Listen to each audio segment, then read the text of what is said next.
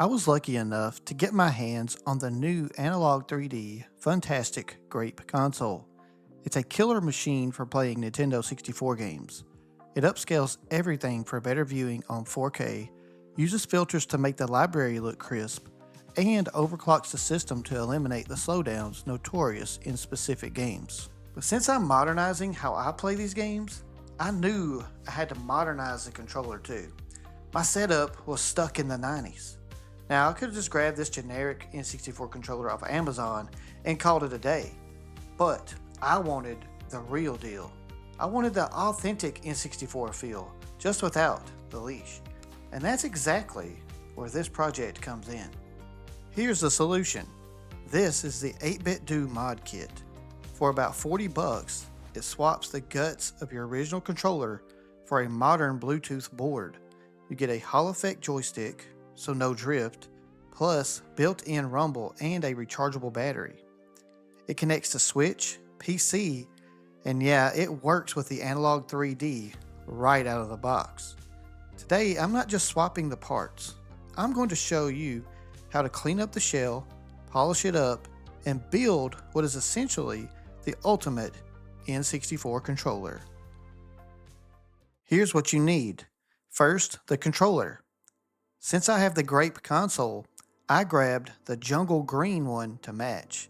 Why green? My room's got a Ninja Turtle theme.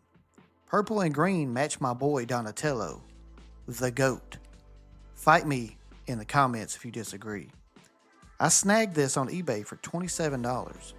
If you need one and want to save a few bucks, the gray ones are usually cheaper, so do a lot of looking around.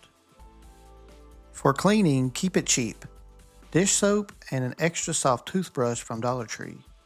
Big warning here, do not use ammonia or isopropyl alcohol on the colored shell. It can mess up the finish. Stick to soap and water. To polish it, I'm using Meguiar's Plast X. It's about $9 at Walmart.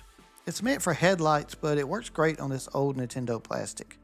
Pair that with some soft Brillo cloths.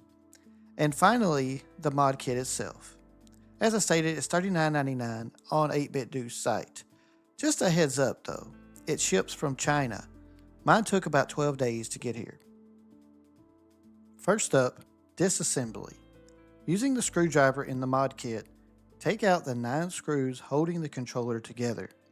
2 of the screws are tiny and located in the memory pack slot, but the screwdriver removes them easily. Afterwards, remove the bottom shell.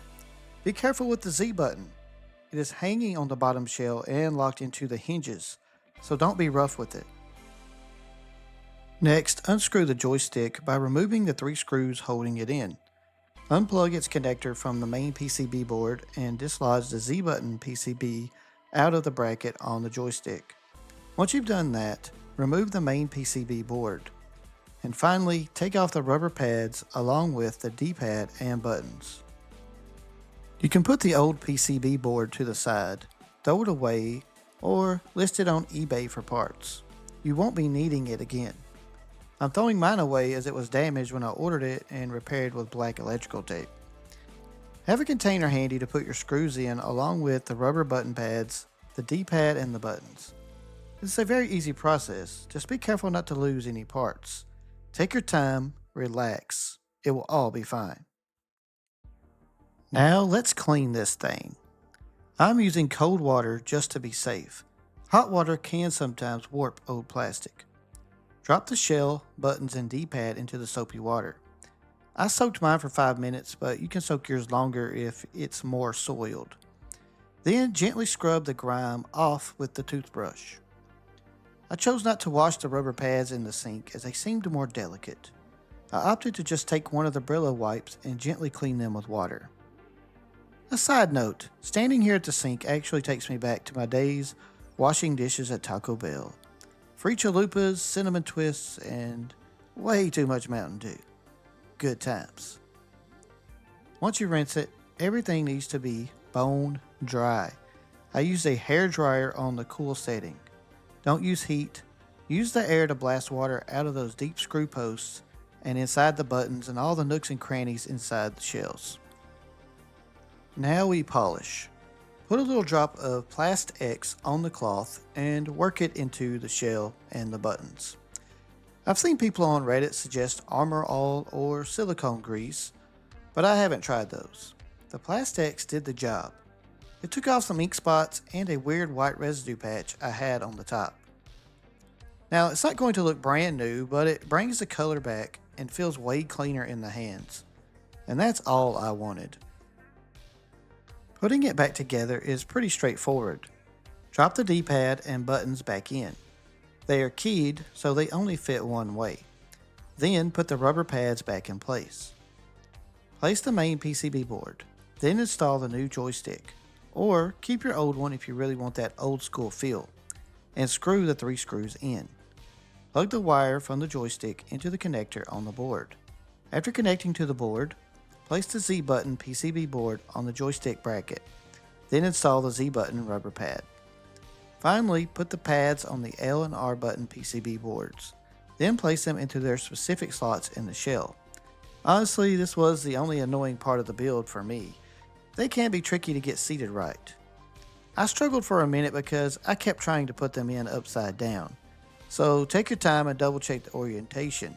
Round part up. Also, the rubber plug that fills the old wire hole can be stubborn. I had to use the screwdriver to poke it into place. Before you seal it up, make sure to snap the Z button back onto its hinge on the bottom shell. Once that's done, close the shell, tighten the screws, and pop in the Rumble Pack battery. Now your controller should be fully functional. But before you start playing, check for updates. Download the 8BitDo firmware updater. Plug the controller in via USB and run it. The link to the software is in the description of this video. Mine was already good to go, but it only takes a few minutes to check. I'm really happy with how it turned out. It looks clean, but mostly, it just works. Pairing with the Analogue 3D is dead simple. Even better, it unlocks the virtual memory card. As of the making of this video, this feature is exclusive to the 8BitDo 64 wireless Bluetooth controller and the 8BitDo DIY wireless mod kit. It saves your game straight to the system's SD card, so you don't have to worry about old memory packs dying on you. If you want that original feel with modern convenience, this is the way to do it. I dropped links to the kit and the cleaning stuff below. Some of these are affiliate links, so if you decide to pick any of this stuff up, it really helps support me and the channel, which I appreciate. Feel free to drop a like, some hype points, or a sub if this helped you out. Please leave your questions or opinions in the comments. Thanks so much for watching, and I'll catch you in the next one.